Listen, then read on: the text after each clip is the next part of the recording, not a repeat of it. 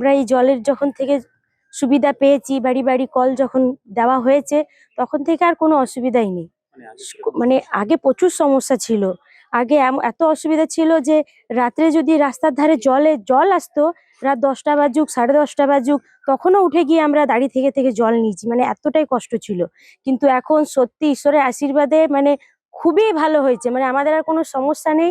ঘরেই সুন্দর জল, কোথাও যেতে হচ্ছে না, বাড়িতে বসেই জল পাচ্ছি, বাড়িতেই কল লাগিয়ে দিয়ে দেওয়া হয়েছে, খুব সুন্দর সুবিধা। আমাদের যে 4জন পরিবার ছিল, আমাকে জল আনার জন্য যেতে হতো আপনার ভৈরবস্থান, শ্রীপল্লী, কখনো পাঁচবাগার গেটে।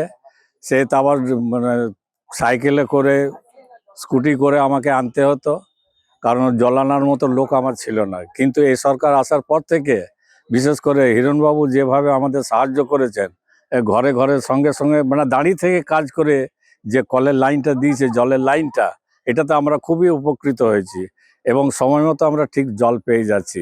আমাদের যতটা প্রয়োজন জল আমাদের যথেষ্ট আমরা পাচ্ছি এখন। একটাই কল ছিল, খুব অসুবিধা হতো, জলে নিয়ে লাইন দিয়ে দাঁড়িয়ে থাকতে হতো, ঝগড়াও হতো প্রচুর।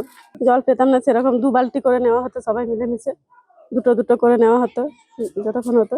এখন ঘরে ঘরে কল দিয়ে দিয়েছে, জলের কোনো অসুবিধা নেই। এখন আমরা সচ্ছল জল পাই। আগে কোথা থেকে? টিউবওয়েল থেকে। একটি টিউবওয়েল ছিল, গ্রীষ্মকালে তো সব পুকুর যেতাম আমরা। এখন আমরা ঘরেই করি সব।